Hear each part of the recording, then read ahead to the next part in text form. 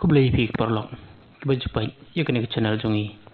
Ke CWD official. Ke ISL lani ke Indian Super League. Apa yang jingkhlaiñ ke Punjab FC, bat ke North East FC. Matakan Dritriku Oktober arjar arpulai. Por Prabaje. Jawaharlal Nehru Stadium, New Delhi. Kadang pedeng ke jingkhlaiñ lani yadran damar sigol. Nak North East FC latap da upi gugoi hakaminit ke basapusan hasyabat kut ke kelas step.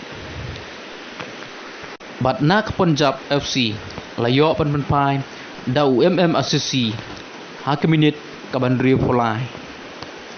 Kublai sibon.